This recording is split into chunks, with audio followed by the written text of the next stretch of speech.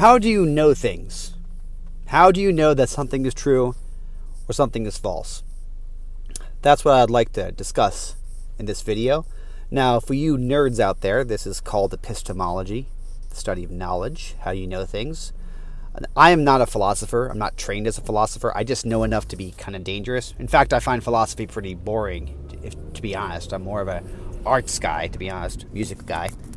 But it is worth talking about how you know things, because a lot of times when you get into arguments with people, they'll demand one form of proof or evidence, but not another. And sometimes the version of knowledge that they're demanding doesn't really match the claim that you're making.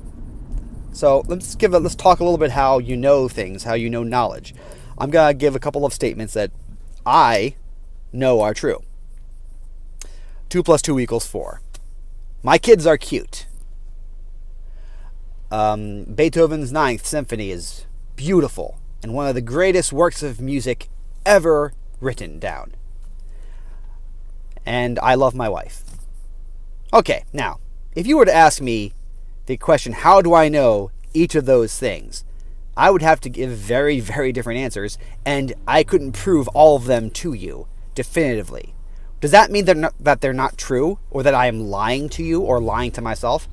No, it just means that they're different kinds of knowledge. So, 2 + 2 = 4 is a statement that everyone agrees on. It's a logical statement. It's pure logic. It would be true that 2 + 2 = 4 if the sun exploded tomorrow, if the universe all vanished tomorrow, 2 + 2 would still equal 4. It is not based on anything in the material world at all, which makes me wonder how materialists think that 2 + 2 will always equal 4, since it's not based on material and they think that material is all there is. But leaving that aside, that's one sort of knowledge. And if you're expecting me to give the official philosophical definition of this kind of knowledge, I have no idea what it is. I just know that it's just common sense. This is just the kind of knowledge that you just know. A priori. Logical, I guess. Not the same thing. Anyway, second statement was, if I believe, is that, was it I love my wife, or was it the Beethoven one? I'll go with the Beethoven one, okay? Beethoven's Ninth is beautiful. Now, I want to bring up this one because there's different ways you can come to this knowledge. One of them is just by listening to it and coming to that opinion. Like, this is the most beautiful piece of music I've ever heard. That's called intuition knowledge. You don't know exactly how you know, but you know. The same sort of knowledge when you say, oh, this puppy is cute, or this kid is cute, or that person's really ugly. You just know. I mean, you don't need to explain it. It's obvious. You know. Can't you see? It's obvious. It's intuition. That's a valid form of knowledge. It's not like that's not a knowledge, but it is a form that, I guess, is very personal in most cases, but not in all. For example, Beethoven's Ninth, it's pretty obvious to everyone that's a very beautiful piece of music. Another way you can know that Beethoven's Ninth is beautiful is by popular acclaim. Everyone who looks at it, everyone who listens to Beethoven's Ninth, has the opinion that it's a very beautiful piece of music. It's a very accessible piece of music, so everyone knows it. You can also say by the acclaim of experts. Most musical experts, experts in music, would say the same thing, that Beethoven's Ninth is a great piece of music. Sometimes popular acclaim and the opinions of experts is not the same thing, So, for example, the experts, music critics of today, might think that a guy dropping a piano off of lifting a piano on a crane and dropping on the stage, making a horrible sound, oh, that's so groundbreaking, that's so beautiful, modern art. And ordinary people who aren't crazy would say that's stupid and not good art at all. So, that's the example of the expert's opinion not being the same as popular acclaim opinion.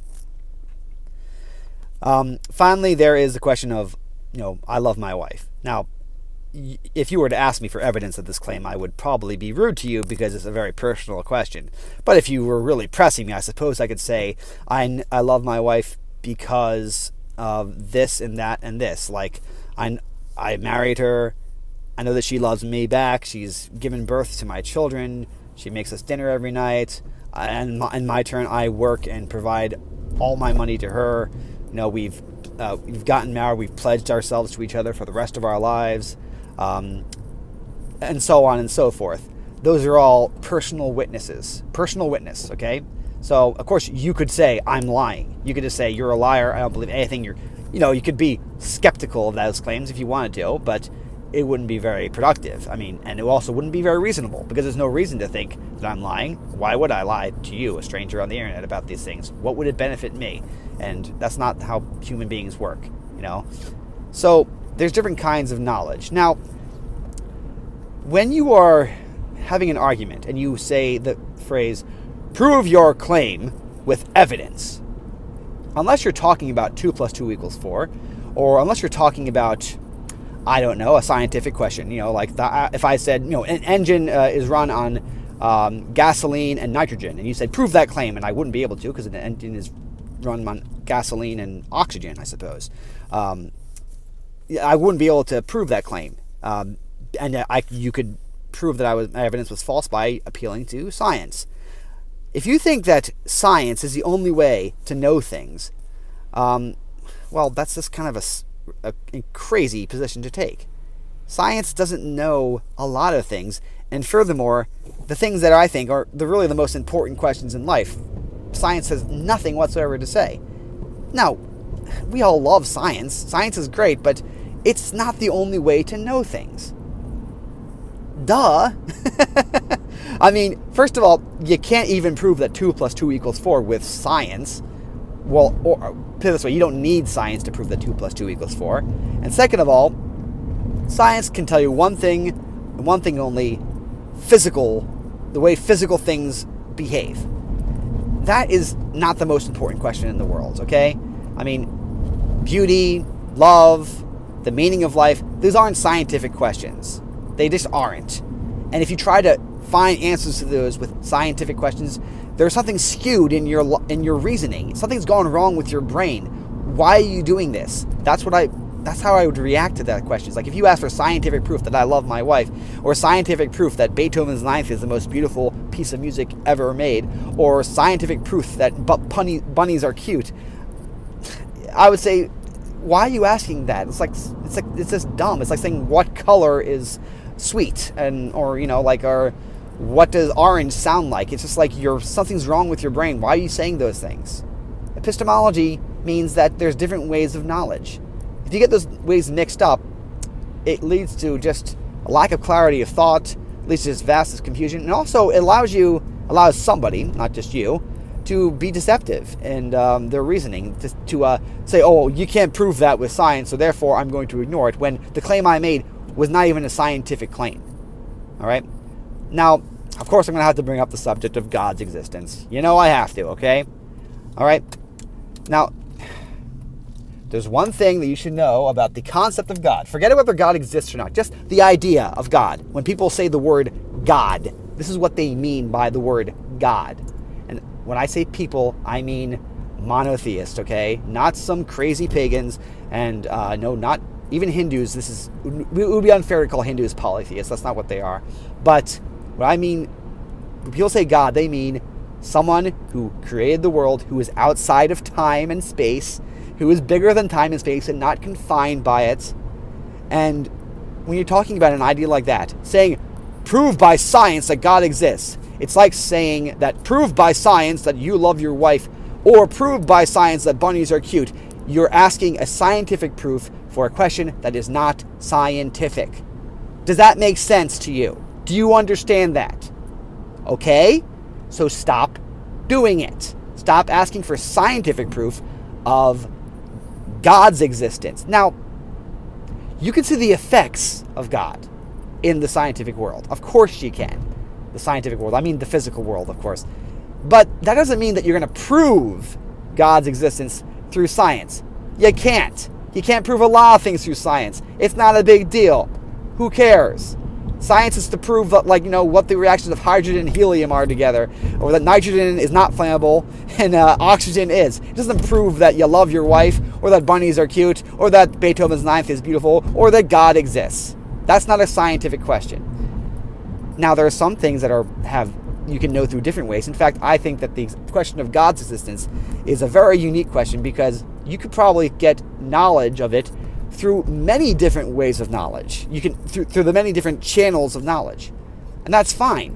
And you can also get, I don't think that science can disprove that God exists.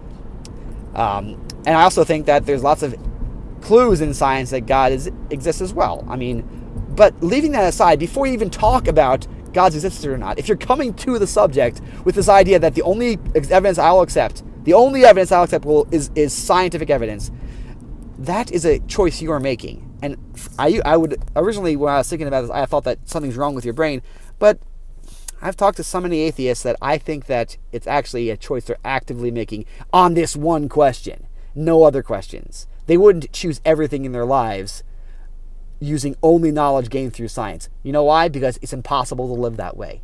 You couldn't even cross the street because science can't, unless you did a scientific experiment to make sure that a lightning bolt wouldn't hit you on the head as you went by, or that a visible tractor trailer would come and smash you flat.